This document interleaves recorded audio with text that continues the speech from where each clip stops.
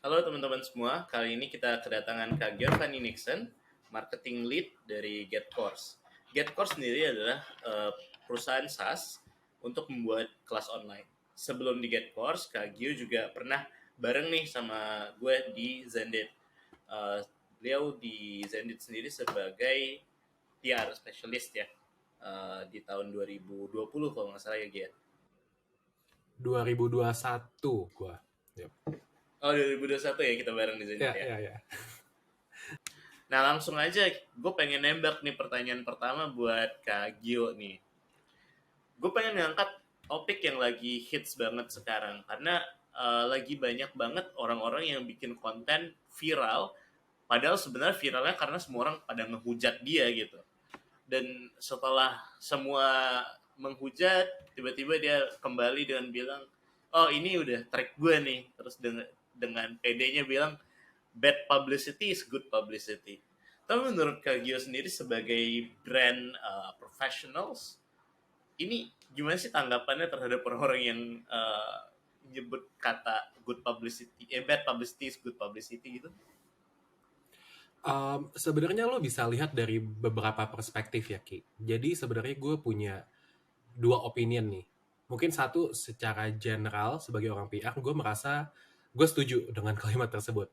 Menurut gue bad Oke. Okay. publicity itu tetap sebuah publicity gitu. Malah sebenarnya sebagai orang PR, Hmm. bad publicity itu ketika tidak ada publisitas atau tidak ada publisitas sama sekali gitu. Jadi kalau misalnya brand Oh. kita nggak kedengeran sama sekali di publik, itu merupakan um, kegagalan dari seorang public relations Hmm. professional gitu. Tapi sebenarnya kita juga harus berhati-hati nih karena sebenarnya walaupun it's still a publicity, itu juga masih bisa merusak citra kita atau merusak kepercayaan konsumen terhadap kita. Nah, sebenarnya kalau misalnya kita bisa go deeper lagi nih di kasus ini, sebenarnya kalimat ini bisa berfungsi kepada perusahaan yang mungkin namanya udah lebih besar atau lebih acknowledge gitu. Jadi kalau misalnya untuk Hmm. perusahaan yang besar, ketika mereka dapat bad publicity, they will still get the exposure, atau mungkin mereka akan mengalami loss, tapi hanya dalam jangka waktu yang lumayan pendek. Tapi setelah itu, Oke. orang masih akan kenal nama produknya, nama perusahaannya gitu. Sementara kalau misalnya untuk perusahaan atau bisnis yang baru berkembang atau baru mulai, ketika dari awal mereka udah dapat bad publicity atau orang udah nggak percaya sama brand mereka, it's very hard for them untuk membangun kepercayaan atau mendapatkan citra yang baik dari masyarakat gitu. Oke, Makanya jadi kalau lebih dilihat, impact buat mereka gitu ya. betul. Jadi sebenarnya tergantung juga publisitasnya apa yang dibicarakan, badnya sebad apa sih gitu, dan seberapa matang jenis usahanya. Apakah dia udah well established atau mereka baru startup yang baru meniti karir gitu. Kan beda-beda banget. I see, I see. Jadi sebenarnya menurut lo untuk perusahaan yang sudah besar justru loss-nya lebih sedikit ya dengan bad publicity ini? Um, Bisa dibilang seperti itu kalau menurut aku. Karena walaupun misalnya in certain period of times orang mungkin nggak akan suka produknya atau orang nggak akan beli produknya, but they will still have the money, they can go on, you know. Tapi untuk bisnis yang modalnya masih kecil misalnya, terus udah nggak bisa dapat profit dari awal, mungkin itu akan lebih susah. Gitu. I see, I Ya, see. Dan recovery-nya juga untuk brand besar dia punya punya ini ya, punya budget lah ya untuk recover from ya, PR betul. disaster gitu. Betul. Dan sebenarnya bukan budget aja, tapi resourcesnya untuk bisnis yang udah well established kan lebih banyak. Misalnya dia udah punya followers, dia bisa bangun kembali messagingnya, atau dia juga udah punya partner. Karena salah satu bentuk crisis communication adalah kita bikin lebih banyak kolaborasi sama partner, gimana cara kita menciptakan trust itu kembali gitu. Tapi jadi it's not about budget only gitu. Oke, tapi karena apa ya, gue sebenarnya secara intuitif kan melihat kalau bisnisnya gede, that's so much at stake gitu ya. Tapi ternyata nggak juga ya, lebih mudah recover dari situ. Enggak juga. Tapi karena itu kenapa sebenarnya satu perusahaan yang besar butuh PR yang baik gitu. Karena PR itu bisa membantu gimana ketika kita ada sebuah PR crisis itu bisa it goes two ways. Kayak nomor satu, it can be really bad kalau misalnya crisis management yang nggak benar. Atau kedua, we can actually use that case untuk membuat brandingan yang lebih baik lagi. Makanya kalau misalnya, mungkin kalau Rizky sering lihat di Twitter, sekarang banyak banget ya brand yang blunder di Twitter. Terus misalnya permintaan maafnya ternyata nggak sebagus itu. Terus orang makin nggak suka. Atau ada juga yang nge-flip case-nya jadi kayak permintaan maaf, terus mereka bikin more initiative, more policies yang ngebuat orang jadi kayak, oh, this brand to apologize and then they try to do something better. Makanya mereka dilihatnya lebih baik gitu. Oke, oke, oke. Jadi tergantung juga gimana mereka comeback dari situ ya. Yap, yap. Oke, oke. Nah, itu kan kalau misalnya yang emang kayak jelas-jelas bad gitu. Tapi gue pengen Hmm, ngebahas juga nih. Kadang tuh muncul kayak brand reputation yang nggak sengaja, tapi sebenarnya nggak mhm. jelek-jelek banget gitu. Oke. Contoh yang menarik tuh sebenarnya brand brand donat gitu, brand Jeko. Yang kayak ketika mikir Jeko orang kayak langsung, oh ada yang mau resign gitu kan. Kayak ini tuh nggak tahu juga ini masuk ke bad publicity atau good publicity, tapi apa yang bisa dilakukan? Menurut gue, lo tidak harus menghapus reputasi itu.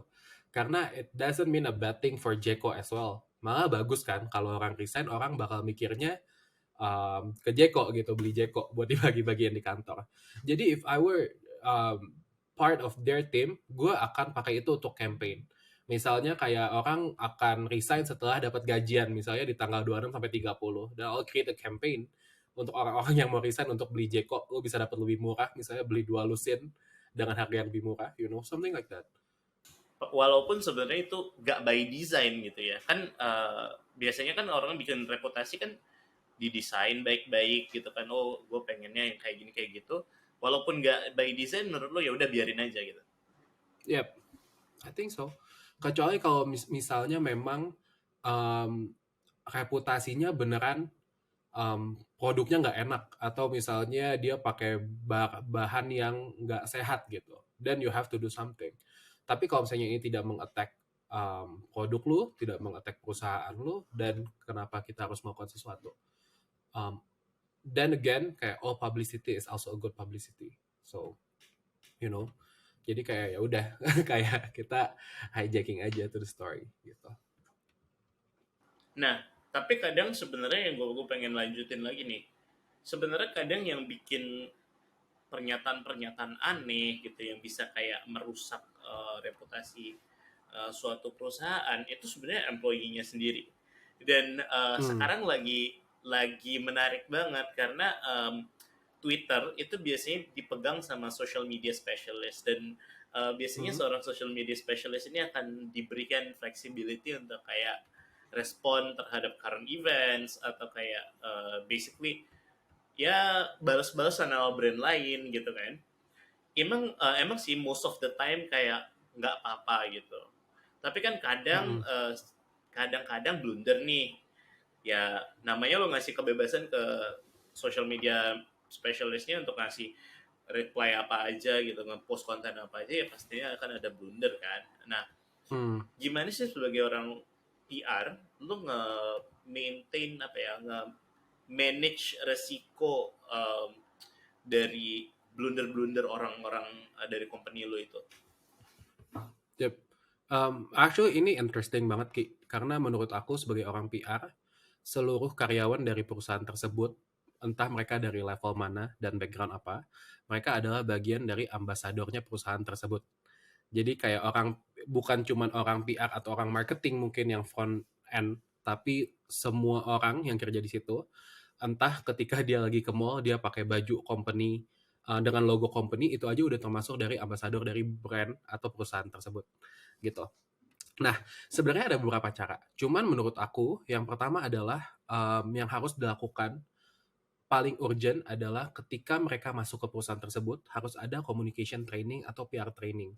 PR training ini sebenarnya bisa dibagi menjadi beberapa bagian. Nomor satu adalah perusahaan kita itu mengenai apa. Jadi mereka juga harus mengerti, mulai dari value-nya, produknya. Tapi yang kedua, harus ada guideline juga mengenai apa yang boleh kalian bicarakan dan apa yang tidak boleh kalian bicarakan. Misalnya hal-hal sensitif seperti I don't know, kalau top of mind mungkin kayak how much the company own actually in terms of money misalnya, atau misalnya ada plan yang masih sekretif, yang masih diskret, yang nggak boleh dibicarakan, atau ketika mereka mengerjakan satu buah plan pun dan belum di launch, mereka nggak boleh ngomong sama sekali ke publik. Itu semua tuh udah harus ada guideline-nya. Jadi menurut aku sebagai orang PR atau komunikasi yang baik, we actually provide that guideline to our employees.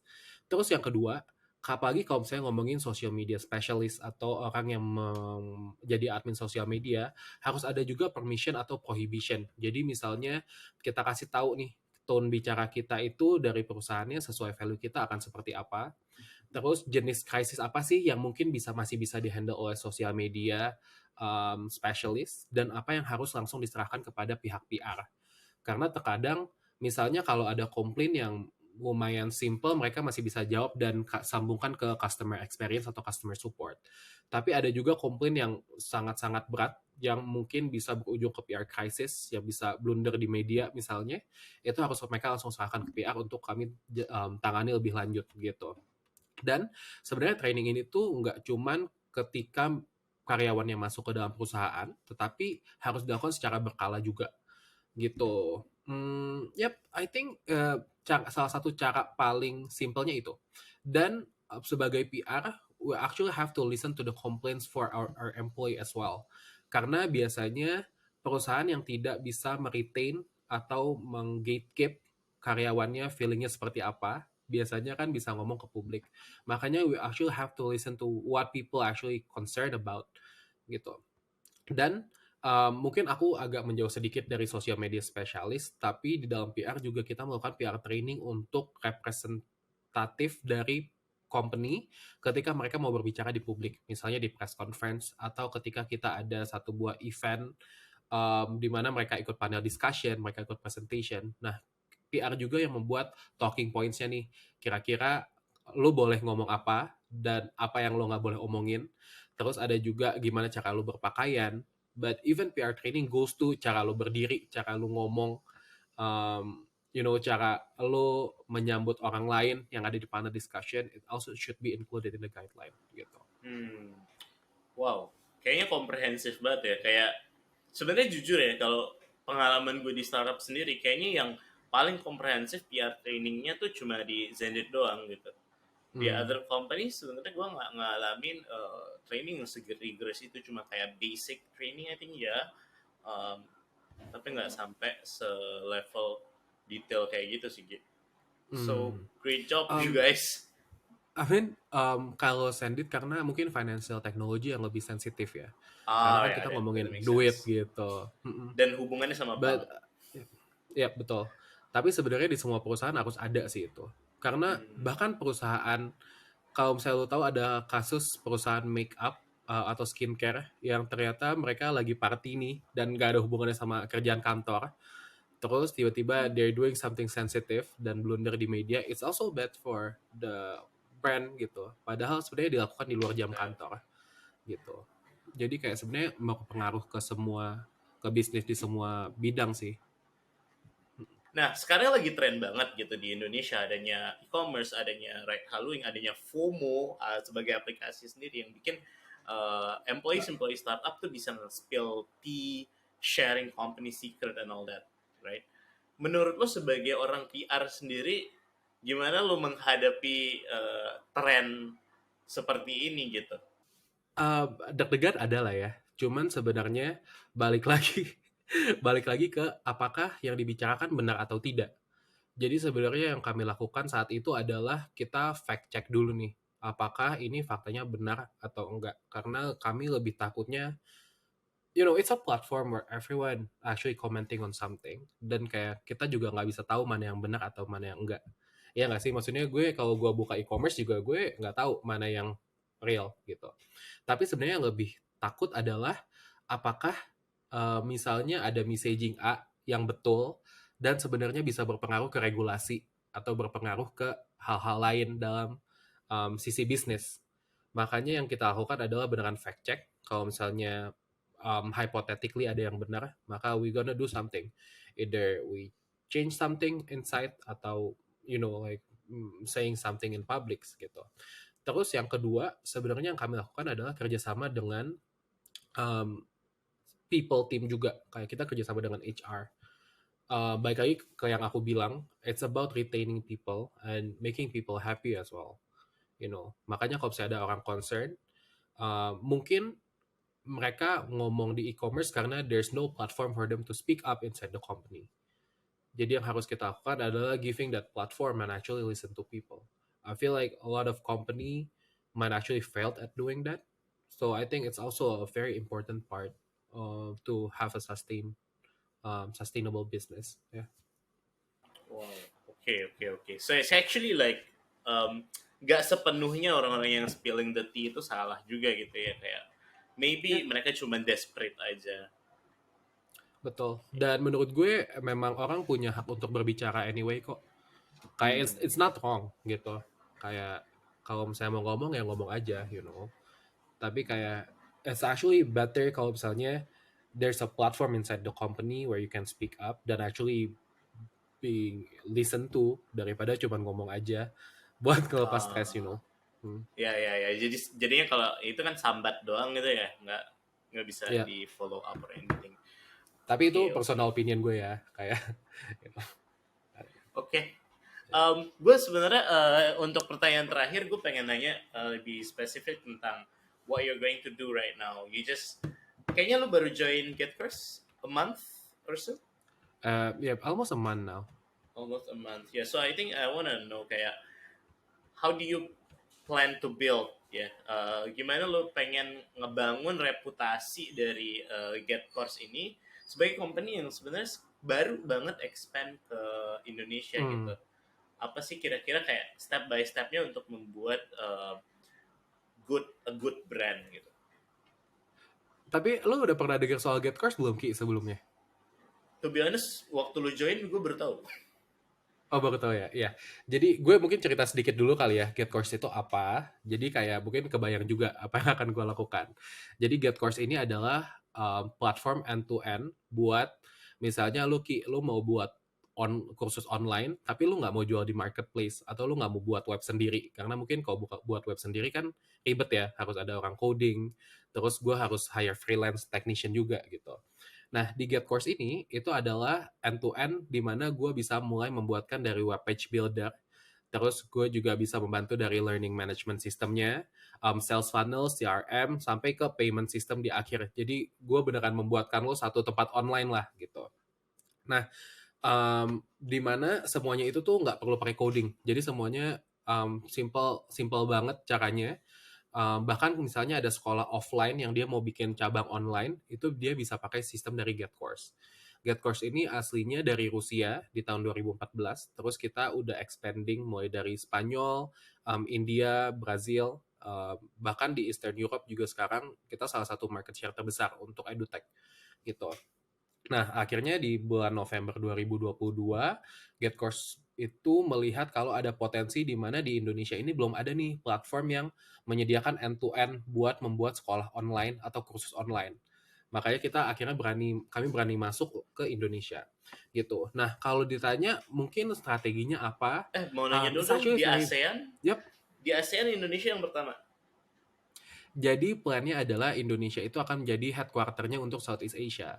Jadi kalau saya di Indonesia Oke. udah jalan, ya kita akan coba ke negara lain gitu. Tapi Oke. hopefully very soon ya, Ya, gitu. mantap. Oke.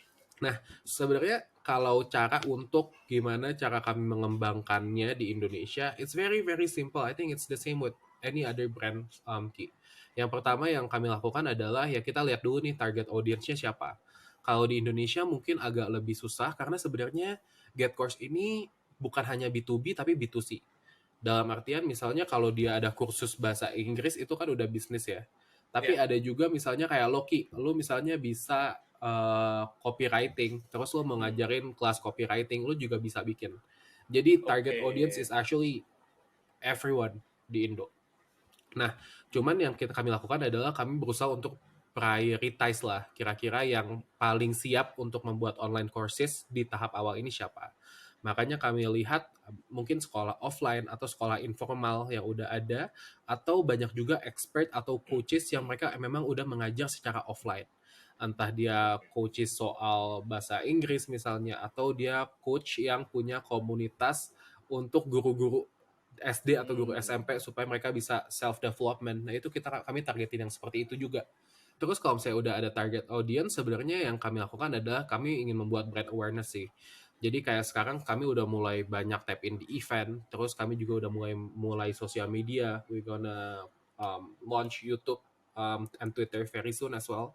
At least supaya ada di depan mata lah. Jadi kalau misalnya orang berusaha untuk mencari Get Course di Google, mereka bisa lihat kalau ternyata tuh memang kami udah exist di Indonesia. It is something that we are still doing gitu. We're still working on. Hmm. Terus di samping itu juga kami berusaha untuk menciptakan a very good customer experience. Makanya salah satu tim yang kami cari di Get Course Indonesia adalah technical support sama customer experience dari Indonesia gitu. Oh. Kami juga berusaha untuk membuat sistem service di mana kalau misalnya lo ada masalah dengan platformnya, lo bisa kontak kita 24 jam. Um, I think it's very important karena nggak cuma ngomongin orang tahu brandnya, tapi orang juga tahu kalau kualitas dari sistemnya itu is actually good. Karena kalau misalnya orang udah tahu terus mereka coba, which we have actually 1 month free trial untuk lo coba semua fiturnya, terus ternyata experience lo nggak bagus juga mereka nggak akan retain gitu. They will leave gitu. Hmm. Ya itu sih sebenarnya yang Oke, jadi sebenarnya lu Mhm, menganggap customer experience ini sebagai building blocks dari brand lo betul juga gitu betul. ya? I think so ya. Kayak it's Si. important dan sebenarnya yang terakhir yang kami lakukan adalah a lot of partnership. Um, Kami lihat mungkin banyak Hmm. banget orang Indonesia yang belum kenal Get Course. Karena itu kalau misalnya kami cari partner entah dalam bidang event atau campaign dengan brand yang lebih reputable atau lebih acknowledged di Indonesia, nama kami juga keangkat gitu. Okay, I think good luck. I think plannya sounds great, but yeah, execution is also everything. Yeah, so I think yeah, good luck for you and wishing you all the best for Get Course. Kayak untuk kita sampai di sini dulu. Makasih banyak Gio udah mau untuk ikutan di podcast kali ini. Um, Makasih juga buat teman-teman yang udah menonton dari awal tadi dan follow kita agar dapat informasi terupdate tentang episode-episode selanjutnya. Sampai jumpa di episode seterusnya. Bye bye.